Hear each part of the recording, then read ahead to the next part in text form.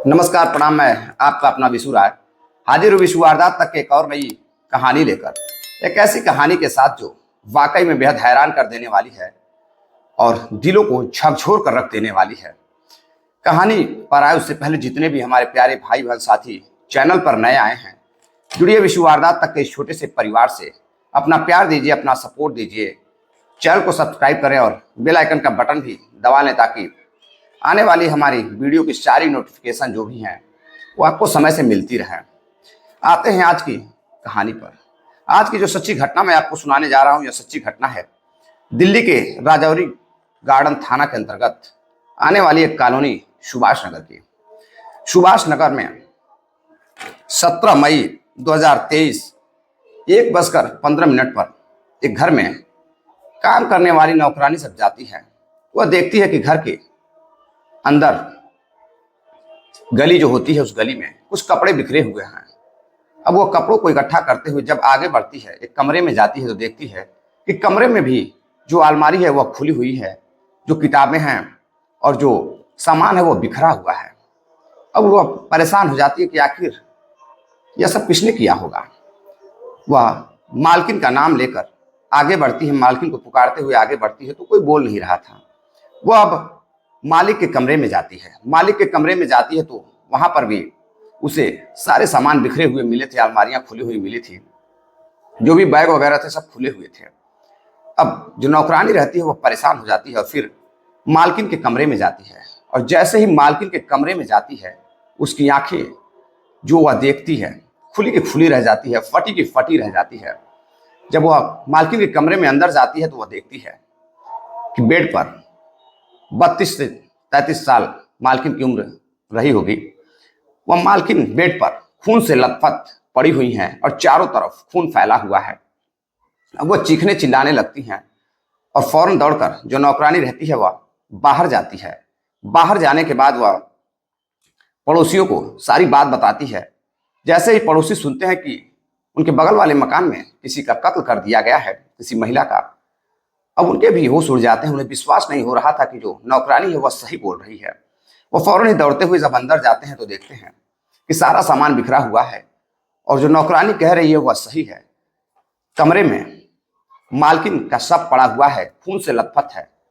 कुछ लोग आते हैं और वह नस वगैरह टटोलते हैं कि क्या पता मालकिन घर की अभी जिंदा हो, लेकिन मालकिन की सांसें बंद हो चुकी थी, वह मर चुकी थी। और फौरन ही पड़ोसी पुलिस को फोन करते हैं। मौका वारदात पर राजौरी गार्डन की पुलिस पहुंचती है और फिर जो घर का मालिक रहता है उसको फोन किया जाता है। घर का मालिक भी मौके पर पहुंचता है और जैसे ही पहले तो देखता है कि घर के बाहर कितनी भीड़ लगी हुई है, ये भीड़ क्यों लगी हुई है। और जब अंदर जाता है तो देखता है कि उसकी पत्नी मृत पड़ी हुई है, चारों तरफ खून लगा हुआ है, खून से लथपथ पड़ी हुई है। अब वो रोने लगता है, चीखने लगता है, चिल्लाने लगता है। पुलिस उनसे पूछताछ करती है तो वह बताते हैं कि वो अपने बेटे को लेकर, विकलांग बेटे को लेकर बाहर एक डॉक्टर के पास इलाज के लिए गए हुए थे। और तभी पुलिस का फोन जाता है और वह आते हैं। दरअसल पुलिस उन्हें बताती नहीं कि उनके घर पर हुआ क्या है, बस पुलिस उन्हें बुलाती है और वह चले आते हैं। और जब हकीकत देखते हैं तो वह परेशान हो जाते हैं और रोने लगते हैं, चीखने लगते हैं।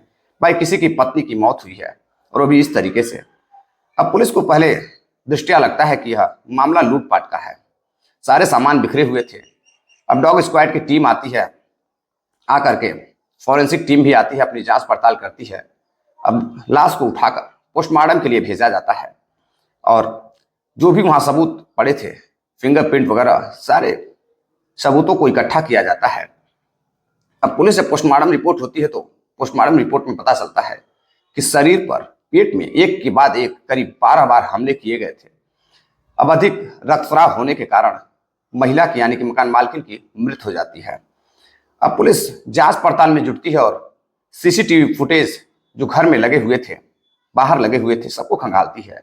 खंगालने के बाद पता चलता है कि 2 लोग बाइक से आते हैं और आकर, मुंह बंधा रहता है, अंदर आते हैं। आने के बाद अब महिला का कत्ल करते हैं, कुछ सामान लूटपाट करते हैं और वहां से निकल जाते हैं। अब पुलिस उन अपराधियों की तलाश करने लगती है और जो पड़ोसी रहते हैं, जो उनके साथी रहते हैं, मकान मालिक जो रहता है, अब वह उस अपराधी के पकड़े जाने का लोग इंतजार कर रहे थे। कि आखिर अपराधियों ने लूटपाट तो की, लेकिन महिला की हत्या क्यों की। अब सभी को लग रहा था कि लूटपाट के दौरान महिला ने शोर किया होगा, शायद पड़ोसियों के पास आवाज नहीं पहुंच पाई हो, चीखने चिल्लाने के लिए ही अपराधियों ने कत्ल कर दिया होगा।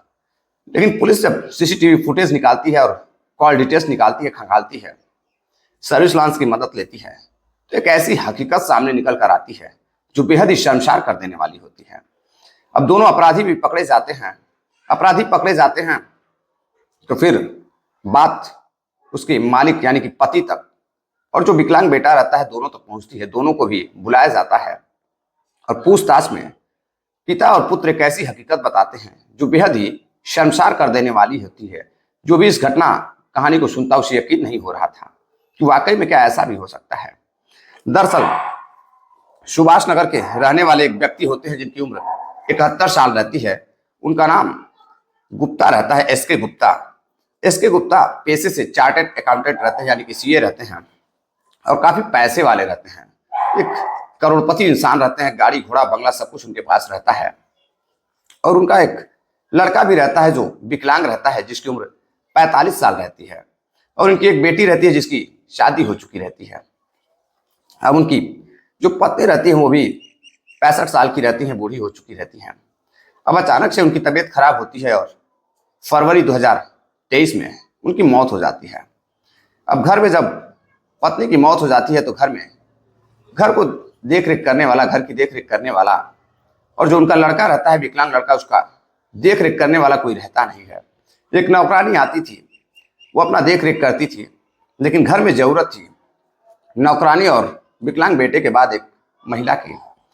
अब जो एसके गुप्ता रहते हैं वह सोचते हैं पैसा है, सब कुछ है, क्यों ना लड़के की शादी कर दी जाए। दरअसल पहले भी वो लड़के की शादी करना चाहते थे, लेकिन कोई विकलांग लड़के से शादी करने के लिए तैयार नहीं हो रहा था। अब एसके गुप्ता एक व्यक्ति से बातचीत करते हैं और कहते हैं कि मेरा जो बेटा है उसकी शादी करा दो, जो भी कहोगे, जितना भी पैसा चाहिए मैं दूंगा। अब जो बिचौलिया रहता है वह बहुत हाथ पैर मारता है, कई गरीब घरों में जाता है, कई ऐसी लड़कियों को लेकर आने की कोशिश करता है, लेकिन लड़कियां जब घर पर आती थी और लड़के की हालत देखती थी, लड़का चलने फिरने में बिल्कुल असमर्थ था, तो लोग उस लड़के से शादी करने के लिए मना कर देती थी। सबको ये लगता था कि अगर मैं इस विकलांग लड़के से शादी करूंगी तो पूरी जिंदगी बर्बाद हो जाएगी। अब लोगों को पैसे की चाहत नहीं रहती कि नहीं विकलांग लड़के से शादी कर लेते हैं तो इस जो जायदाद है, संपत्ति है, इसके मालिक भी तो वही बनेगी। लेकिन सभी मना कर देते हैं। उन्हें पैसा नहीं चाहिए था, उन्हें एक अच्छी जिंदगी चाहिए थी, एक अच्छा पति चाहिए था। इसी बीच अब लड़के की शादी नहीं हो रही थी। अब पति सोचता है कि क्यों ना खुद ही शादी कर ली जाए। अब पत्नी को मरे धीरे धीरे 6 महीने हो जाते हैं। अब जो पति रहता है एसके गुप्ता, वह सोचता है कि खुद ही शादी कर लूं, जो पत्नी आएगी वह बेटे की देख रेख करेगी। इसी बीच बातचीत होती है तो एक उसी क्षेत्र की रहने वाली एक लड़की रहती है। पहले वह बंगाल की रहने वाली होती है और फिर बाद में आकर दिल्ली में बस जाती है। अब वह शादी करने के लिए जब एक व्यक्ति उसके पास जाता है बिचौलिया और बातचीत करता है तो वह तैयार हो जाती है। शादी करने के लिए उसे कुछ पैसे भी दिए जाते हैं। पैसे लेकर अपने माँ बाप को देती है और शादी करने के लिए तैयार हो जाती है। अब उसकी शादी हो जाती है 71 साल के बुजुर्ग सीए एसके गुप्ता के साथ। अब दोनों अच्छे से रह रहे थे, सब कुछ अच्छा चल रहा था। सुहागरात भी अपने नई पत्नी के साथ, बेटे की उम्र की उनकी पत्नी भी रहती है, यानी कि बेटे से भी छोटी उनकी पत्नी रहती है, मात्र 32 साल की, जिसका नाम पूजा रहता है। और जो उनका लड़का है वह 45 साल का रहता है, यानी कि करीब बेटे से भी 13 साल छोटी लड़की से वह अपनी शादी करते हैं। शादी करने के बाद सुहागरात मनाते हैं, हनीमून पर भी लड़की को लेकर बाहर जाते हैं। कुछ दिनों बाद जब घर लौटते हैं तो सब कुछ सही चल रहा था। नौकरानी आती है, खाना बनाती है, खाना बनाने के बाद अपना घर का काम धाम करके चली जाती थी। मालकिन और नौकरानी की भी काफ़ी अच्छी समझबूझ चल रही थी, सब कुछ बेहतर चल रहा था, परिवार बिल्कुल अच्छा था। जो पत्नी रहती है वो अभी अपने सौतेले बेटे की देख रेख करती थी, लेकिन उसे अपने से बड़े बेटे की देख रेख करने में शर्म आ रही थी, उसे अच्छा नहीं लग रहा था। अब कपड़ा पहनाना है, सारी चीजें थी।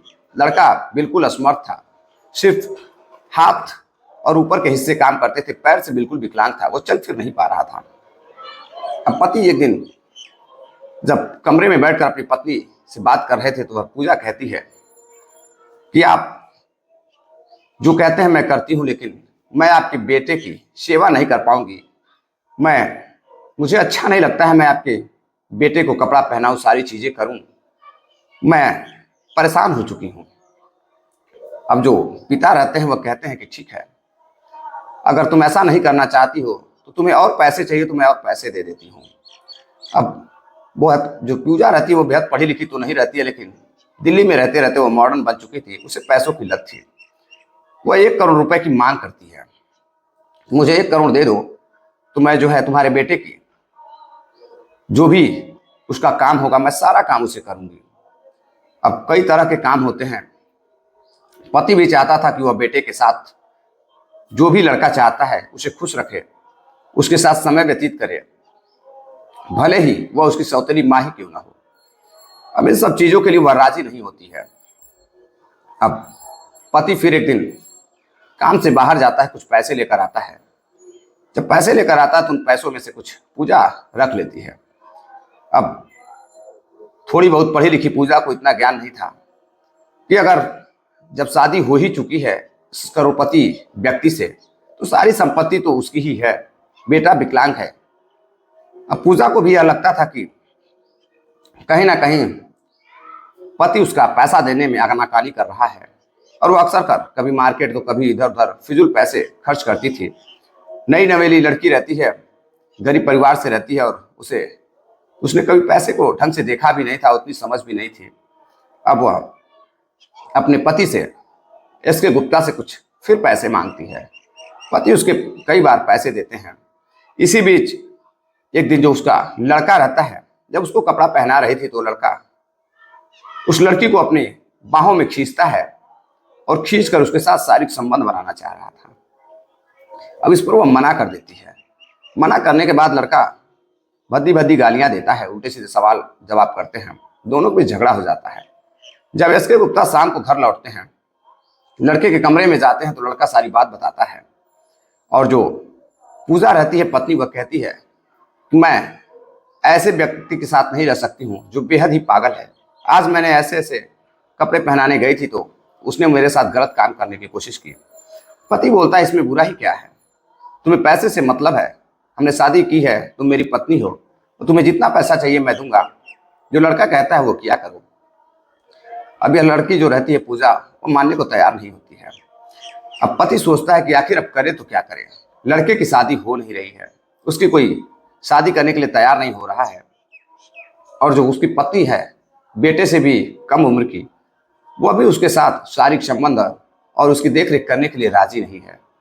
अब पति परेशान होकर के एक दिन एक व्यक्ति से बातचीत करता है और 17 मई 2023 को करीब 10 बजे वो अपने बेटे को लेकर एक डॉक्टर के पास चला जाता है। डॉक्टर के पास बेटे के इलाज के लिए जाता है। वैसे ही 2 व्यक्ति घर में घुसते हैं और घुसकर पूजा की हत्या कर देते हैं, और हत्या करके कुछ सामान लेकर, और कुछ जो सामान ऐसा था जिसे कपड़े वगैरह थे, अटैची वगैरह थी, बैग वगैरह था, सामान को बिखेर देते हैं, और वो यह जताने की कोशिश करते हैं कि मानो उसका कत्ल नहीं किया गया है, बल्कि चोरी की नीयत से कोई आया था और चोरी कर इसका कत्ल करके चला गया है।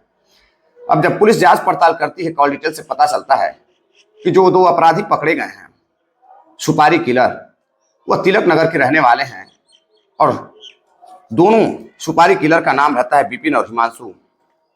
दोनों जब पुलिस को अपना बयान देते हैं तो वह बताते हैं कि पूजा की कत्ल की जो डील हुई थी वह 2 मई 2023 यानी कत्ल से करीब 12-13 दिन पहले ये सारी प्लानिंग हो चुकी थी, और 10 लाख रुपए में डील हुई थी। 5 लाख रुपए उसने एडवांस दिया था, और कत्ल के बाद 5 लाख और देने की बात कही थी। लेकिन अपराधी कितना भी शातिर क्यों ना हो, कितना भी शातिर अपराधी क्यों ना हो, चालाक क्यों ना हो, वह कहीं ना कहीं पुलिस के नज़रों में रहता है और किसी न किसी दिन पकड़ा ही जाता है। इस बात से वह अपराधी शायद अनजान था, और जब पकड़ा जाता है तो अब बताता है कि जो इसका पति था, मृतक पूजा का पति सीए एस के गुप्ता, और उसके बेटे दोनों से ही बातचीत हुई थी, और इन दोनों का ही हाथ है। इस कत्ल में इन पिता और पुत्र का हाथ है। अब पुलिस दोनों को गिरफ्तार कर जब पूछताछ करती है तो पिता कहता है कि मैंने पैसे की लालच देकर शादी की, और मुझे लगा कि पैसे की लालच में यह लड़की मेरे बेटे के साथ देख रेख करेगी, मेरे बेटे के साथ रहेगी। लेकिन इसी बीच जो लड़की की माँ आती है वह कहती है कि साहब ऐसा कुछ नहीं है, यह लोग लड़की के साथ जबरदस्ती शारीरिक संबंध बनाना चाह रहे थे, और वह चाह रहे थे कि पत्नी भले ही एसके गुप्ता की हो, लेकिन वह उनके बेटे की देख रेख करे, उनके बेटे को खुश रखे, उसके साथ शारीरिक संबंध बनाए। उसकी बेटी से भी पहले बात हो चुकी थी। अब पुलिस जब यह सारी बात सुनती है तो उसके पति एसके गुप्ता जो सीए रहते हैं, बुजुर्ग व्यक्ति 71 साल के, उनको और उनके 45 साल के बेटे को गिरफ्तार करती है, और गिरफ्तार कर कई संगीन धाराओं में, कत्ल के जुर्म में और भी कई संगीन धाराएं लगाकर दोनों को जेल भेज दिया जाता है। अब जब यह घटना, यह कहानी जो है न्यूज़ में छपती है और न्यूज़ मीडिया के माध्यम से लोग इस घटनाक्रम को सुनते हैं तो बेहद ही हैरान रहते हैं। लोगों को यकीन नहीं हो रहा था कि एक 71 साल का बुजुर्ग जो अपने फायदे के लिए खुद शादी करता है, जब बेटे की शादी नहीं हो रही थी तो खुद शादी कर लेता है, और शादी करने के बाद अपनी ही पत्नी को अपने ही बेटे के लिए गलत काम करने के लिए तैयार कर रहा था। अब पड़ोसी और जो भी लोग इस घटना को सुनते सारे हैरान रहते हैं। दरअसल इस घटनाक्रम को सुनाने का उद्देश्य साथियों आपको जागरूक करना है, सावधान करना है, किसी को हैरान करना या परेशान करना नहीं है।